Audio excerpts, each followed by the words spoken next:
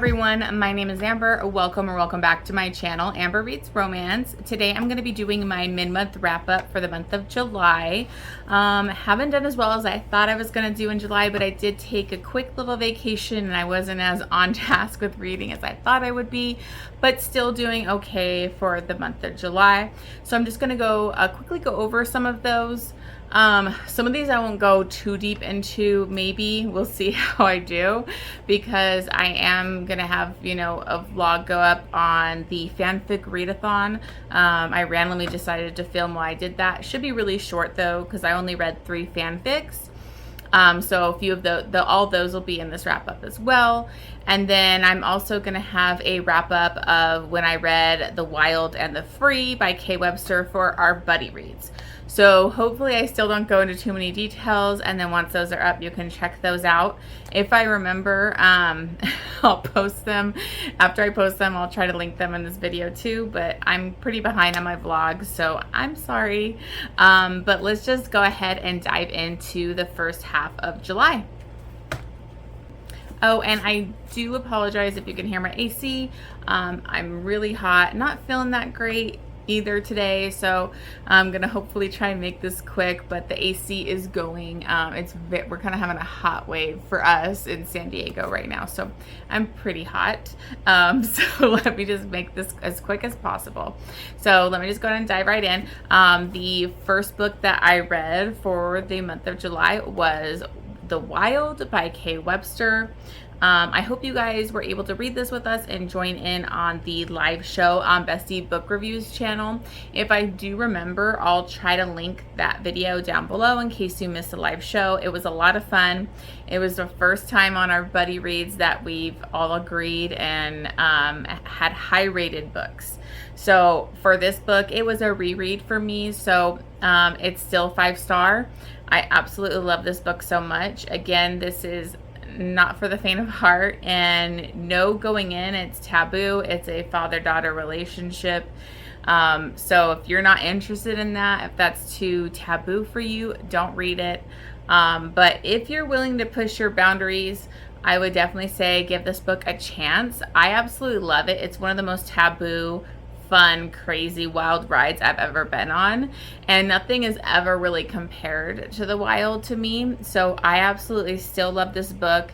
You have Reed and Devin, and they are actually, along with their mom, are moving out to the wild, to the bush in Alaska. They're kind of making a fresh start. He's actually like a millionaire, but their family is in a bad spot. The mother has deep, deep depression. Devin's twin brother had died when they were younger, and her mother's basically checked out and hasn't been there for Devin this whole time. So she's got a much bigger and stronger bond to Reed, who's her father. And so Reed kind of basically picks up his family, sells everything, and buys this land out in Alaska, and he decides to take them out there. Obviously, things don't go as planned. When they get there, a big accident happens, and it forces them together, and things happen, and it's very taboo, but it is so freaking sexy. You're kind of cringing at points, but you're like, why do I find this so hot? But I do. I absolutely love this book so much. It's one of my favorite books. K Webster is like the queen of taboo for me.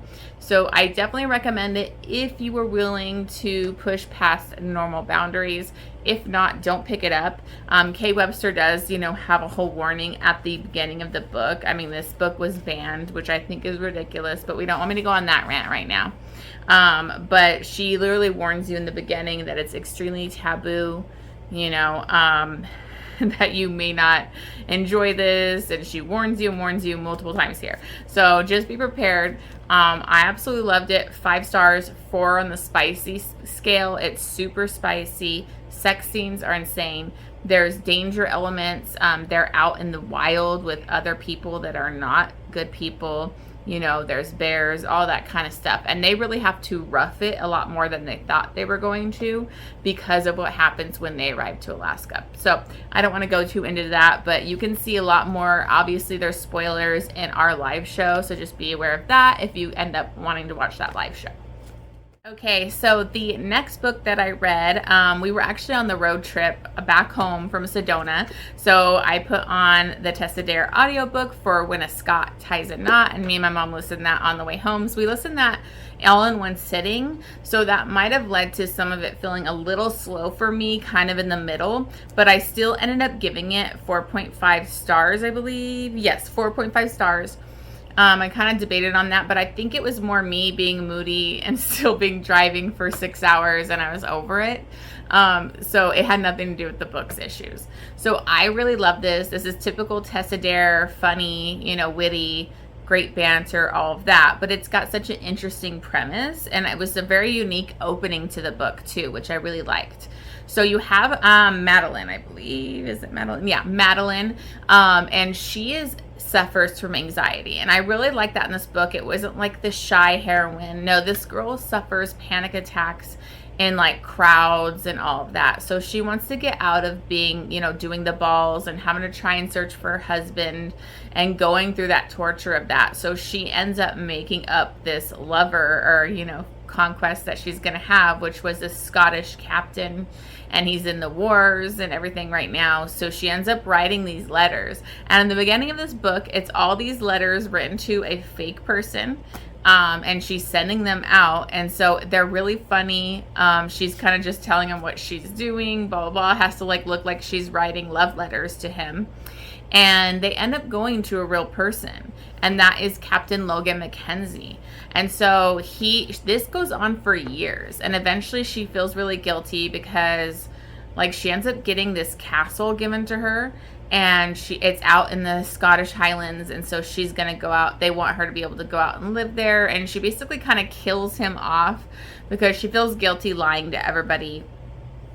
And so she ends up going to live there. She has her aunt living with her. She's doing this, she's really a great artist and doing illustrations for naturalists, and eventually wanting to hopefully do these illustrations for encyclopedias. So I found that really fascinating.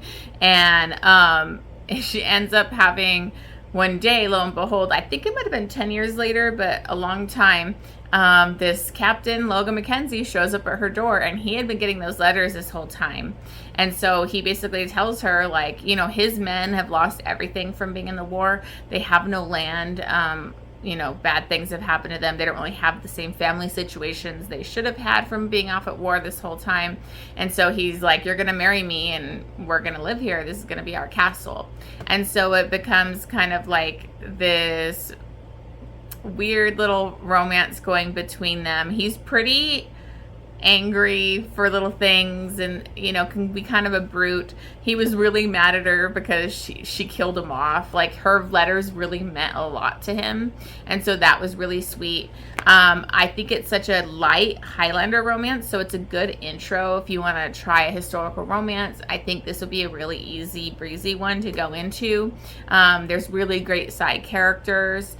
I loved their connection and their banter, and it was just very sweet. And I really think Madeline was very relatable as having social anxiety and actually suffering from panic attacks and things like that. So I appreciated that part of this book too. So I gave that 4.5 stars. I thought it was really sweet. It was cute. Good job on the audiobook. She did a good job on the accents. So I really enjoyed it. But the next book that I read was the Free. So I read The Free, which was the second book after The Wild.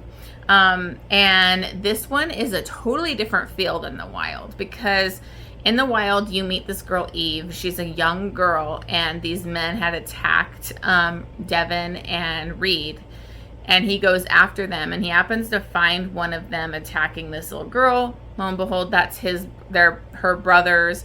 And so she ends up basically living on her own. She's living on her own in the wild, and she's pretty, in a lot of danger, but she's very strong and capable. Her backstory is very hard to read. It's very dark. It's sad.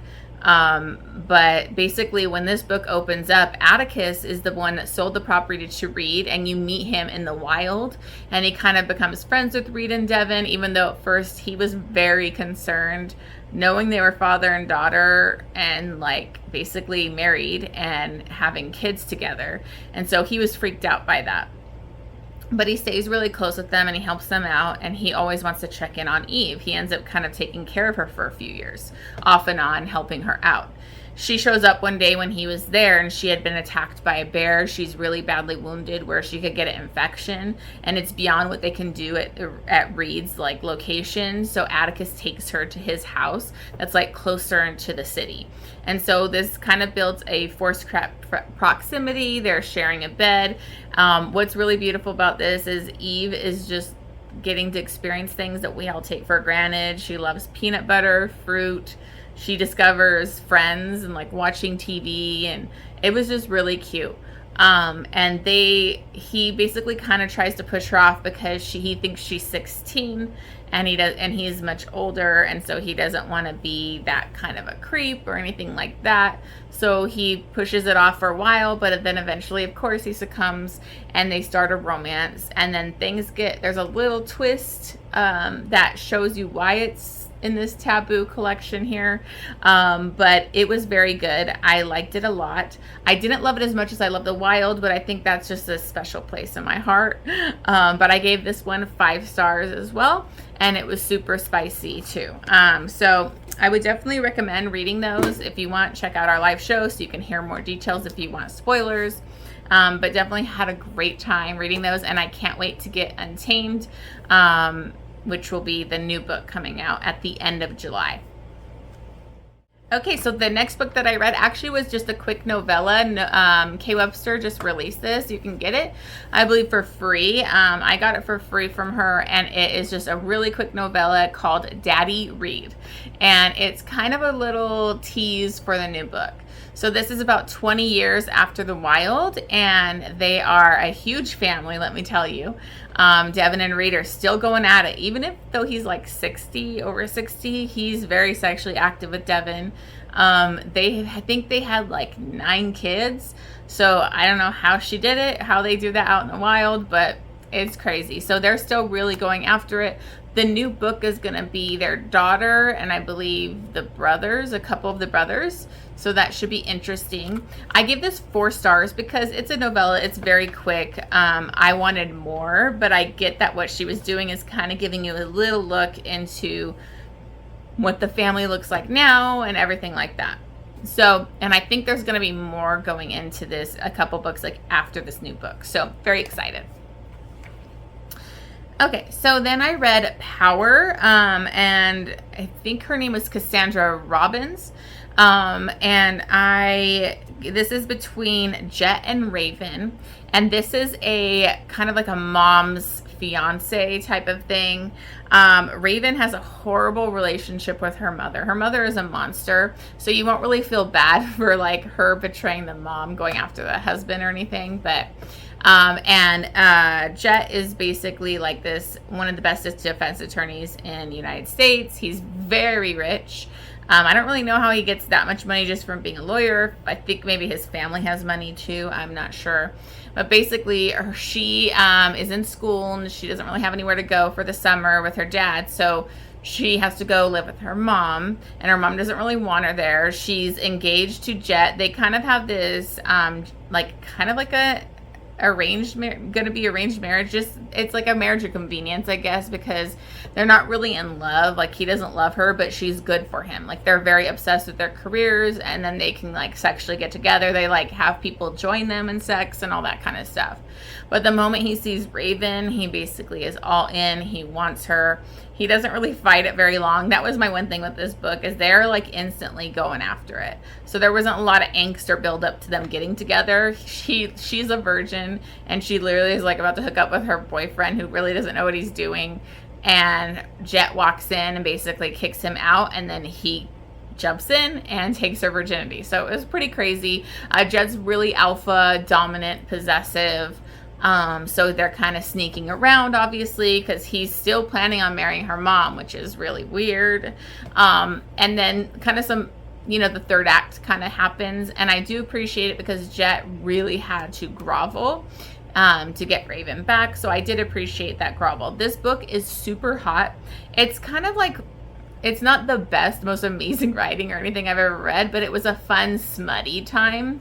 Like, I enjoyed it. I think if you want some smut or a spicy book, I think it's a perfect book to read.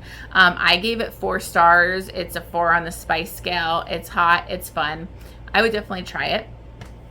And then right after that, I actually read that because I got the ALC, the basically the audiobook arc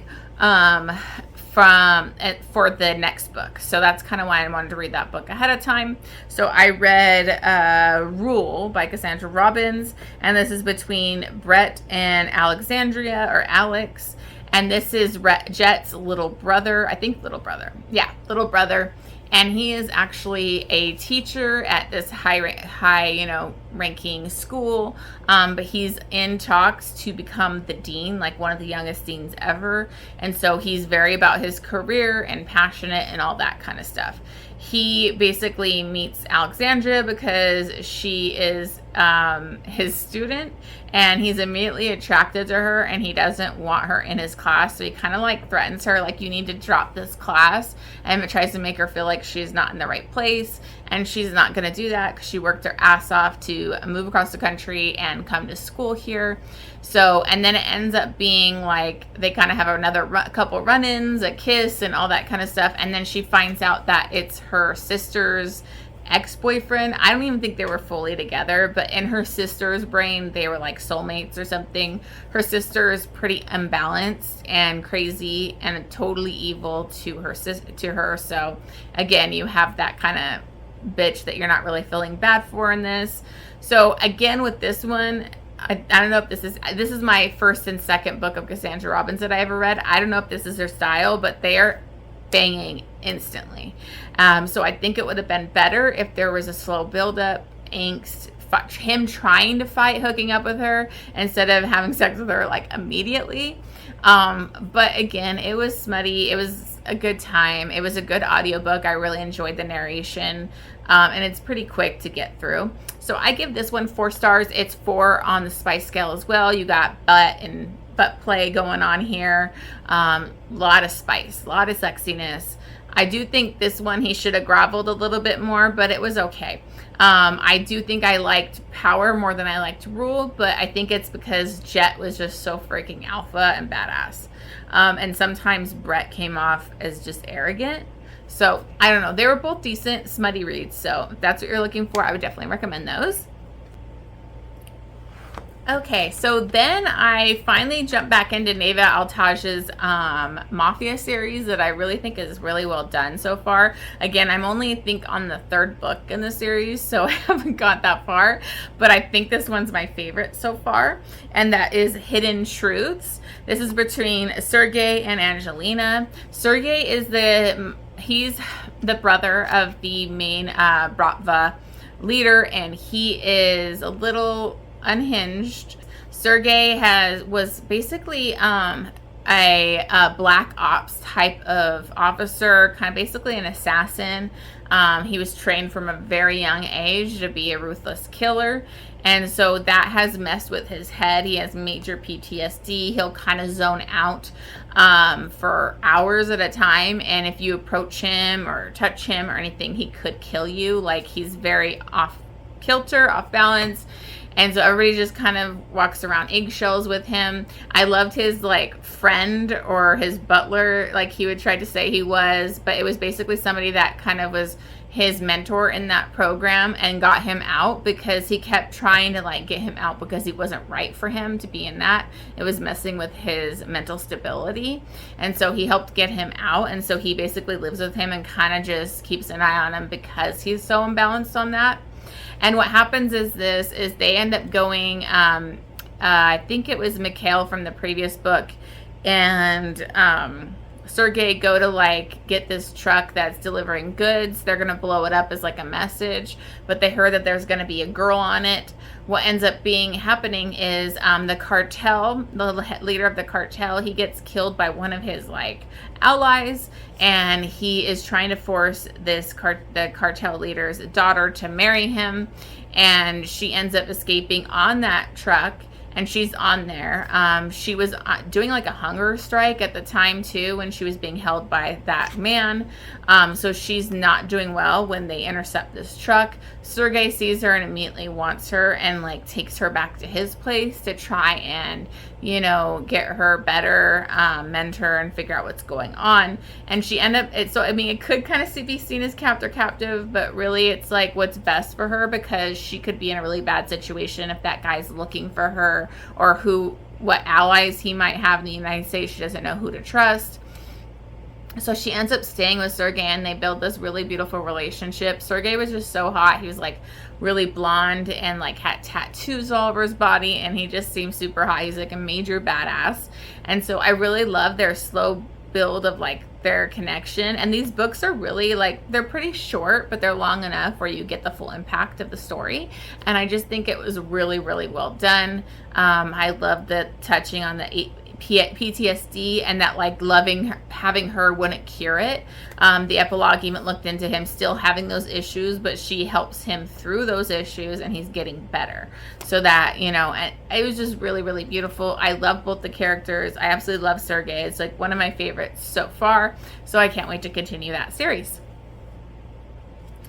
Okay. And then I read Coldhearted, and this is kind of like shifter werewolf romance with a slight vampire type of thing.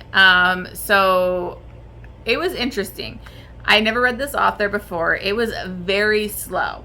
So you have, let me see here, Grace, and she suffers from severe depression. So just be aware there are some triggers, because she has major anxiety, social anxiety, depression, and she's like in a really dark place when she moves to this small town in Alaska. She's trying to get away from her ex, who is basically stalking her.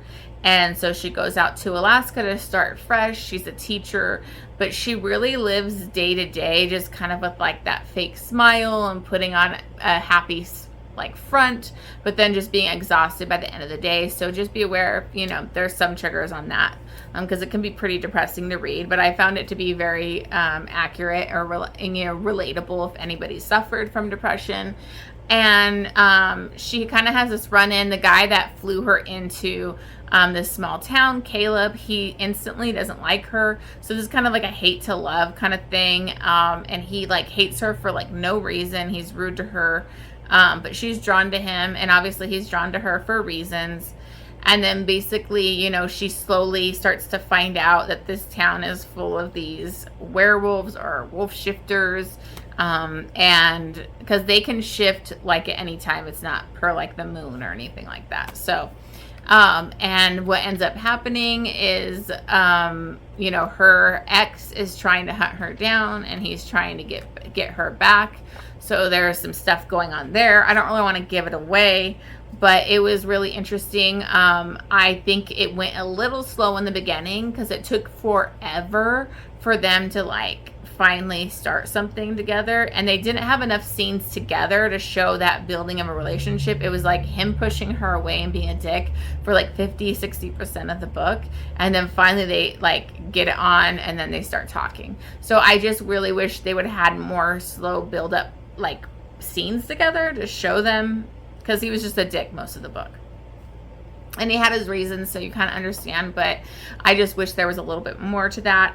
Otherwise, the writing was really well done. Like, it sucked me in. I couldn't put it down, even though it was kind of slow in the beginning. So I really did enjoy it, and I would be interested to go on in the series. So I gave that one 4 stars, just because the slow build, and I wanted more interactions between them. So then I started the fanfic readathon, and I read In Silence and Submission. And this is by, I think it's Gillianeliza. I don't know if that's correct. Sorry if I'm pronouncing that wrong. And this is a Draco and Hermione fanfic. And I think it is going to be my top fanfic I've ever read. This will be in my vlog, but I absolutely love this so much. It was 5 stars. It was 4 stars on the spice scale. It was beautiful. It touches on, this is like, I think 10 or so years after the wars and everything. And Draco and Hermione both work at the ministry, and she is no longer with Ron. In this, there is a lot of Ron bashing, so just be aware if that'll upset you. He became kind of like a douche and cheated on her, so they're not together. And the friend group is interesting because Ginny's not with Harry, and they're kind of with other Slytherins. So, like, it's like kind of a mix of the Gryffindors and the Slytherins together, which I found really interesting. So, like, Harry's with Pansy, which was kind of, like, shocking. But I loved that, like, dynamic. So, it was very different. I liked that. And so, they kind of go out to these bar things every week and hang out. And Hermione's basically kind of been pining for Draco for years, but is too nervous or socially awkward to do anything. Draco has been pining for her for even longer. And so he finally like kind of steps up and starts a BDSM kind of arrangement with her because he sees that she needs to be kind of dominated. And it's this beautiful relationship where they slowly do BDSM. And he wants something more, she wants something more, but they're afraid to say anything to each other. What I loved about this was the look at like loss and grief and kind of like the survivor's guilt that Hermione suffers with since she survived and so many died, and she feels responsible even though it's not on her. And so I really thought that that was a pretty intense look at something like that. And then using BDSM as healing is always a favorite for me, so I really enjoyed that. So I gave this 5 stars. I definitely would recommend it if you're interested in doing a fanfic. Then I read In My Mind, You're Mine, and this was by God Hates Tyler. This is a really quick one-shot. I needed to do something, honestly, that wasn't a Hermione fanfic, because I always do Harry Potter or like a non-Harry Potter one. So I thought it'd be really funny to read a Supernatural one, because I'm a diehard Supernatural fan. Watched it since it was on TV way back. Love it, love it, love it. And I love in the show, they even make fun of like how people do fanfics about Dean and Castiel. And it's called Destiel, you know, like it. And so they even make fun of it in the show. And so I was like, I kind of want to read one of those to see what they're like. So this one was okay.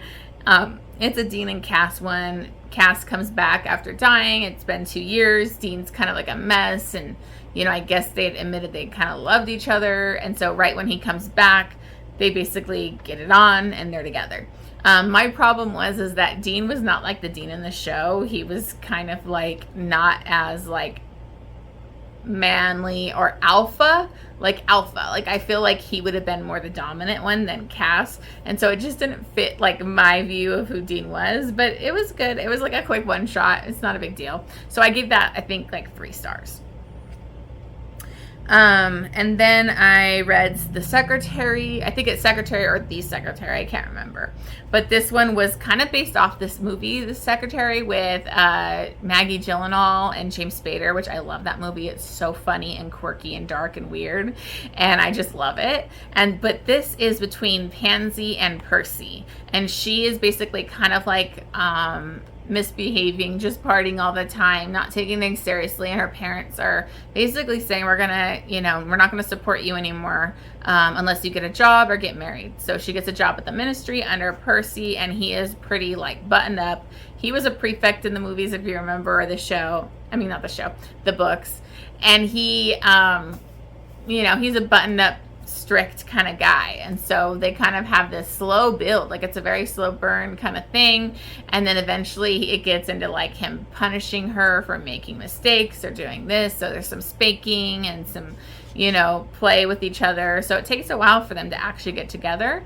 And I really liked it. I thought it was fun. It was spicy. It was different. I haven't read a pairing like that before. So I ended up giving that one a 4.5 stars because I kind of was missing Percy's point of view. It was all from Pansy's point of view. And I just needed that little extra something because things wrapped up kind of randomly at the end. But it still was a really, really fun, good time. Okay, so then I went back to Tessa Dare and I read Do You Want to Start a Scandal? And this was really fun. I really enjoyed this one. It was a quick audiobook. I felt like I flew through it. It did get slow in a couple places, but I really enjoyed it. You're basically to kind of go back. It's like, I can't remember which number it is. I think it's number 5 in the Spindle Cove, but then it's number 4 in the Castles Ever After series. So basically you have Pierce. He is a hero you kind of saw in a previous book, in the Castles Ever After, because he was the one that had the long engagement, and the woman wanted to end the engagement, and she ends up falling for his brother, who is a boxer, and so they end up getting married or being together. And so he is actually a spy for the crown and all that kind of stuff. So that's why he had this long engagement. He was, off continent and doing, all the things he needed to do spy-wise. So I think it was like 8 years that engagement went on for. And then you have Charlotte, and she is actually one of the younger daughters from the Spindle Cove, where the mom basically is just trying to get one of her girls a high-ranking, man, a duke or marquess or whatever. She's really searching for a titled husband, and she's kind of embarrassed Charlotte to the point of how desperate she is that now Charlotte gets made fun of by women, in the peerage community, and it's just, she doesn't care.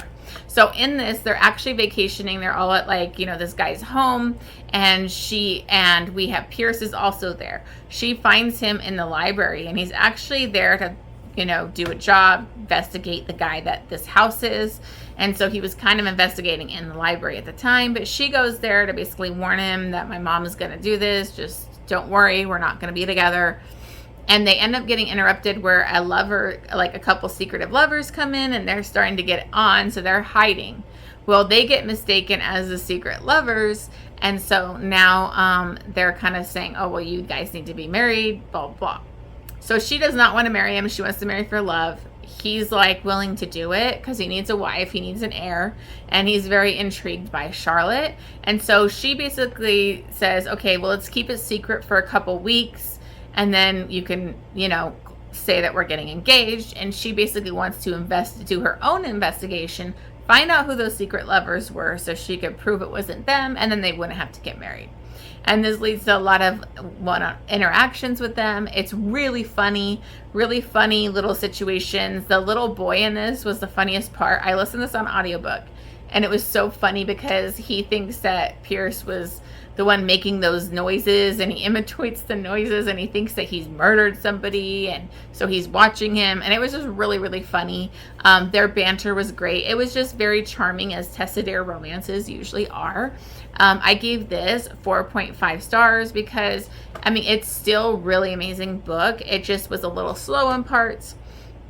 And Pierce can be kind of stuffy or whatever, but I actually really liked him because he was all in on Charlotte.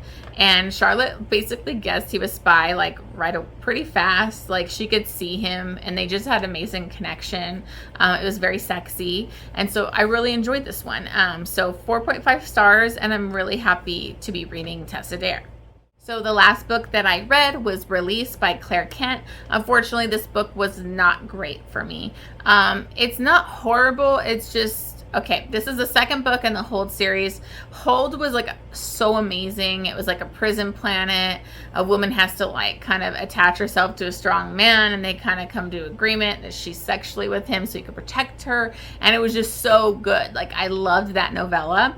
And this one is a character that was in the prison with them, and he it's he's on this weird planet where they're all about sexuality, and there's this Empress Chick, and she's picks out different men, and she has sex with them, and she does this every night, and gets to pick her one or whatever. But it's just weird.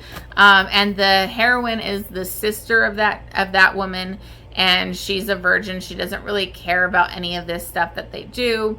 And so he's there. He's actually there on a job, and he's pretending to be one of the men that wants to be with the sister so that he can do smuggling, get stuff smuggled out of there. And so he's very intrigued by the heroine in this, and they start kind of running into each other and going on walks and fall in love, I guess. I don't know. It was so boring. I was it's only 100 something pages, 70 pages, maybe 200 pages, and I was bored. I didn't feel their connection. I didn't really care. The only part that I liked was at the end when they go live with the couple from Hold, and you get to see them again. So I gave this one 3 stars. I was pretty bored and the spice wasn't that great anyways, so it was a bummer. But I'm hoping the rest that it'll get better on the next one, because I do love Claire Kent. But those are my books that I've read for July so far, for the first couple weeks. Thank you so much for watching this video. Please don't forget to like and subscribe, and I will see you on the next one.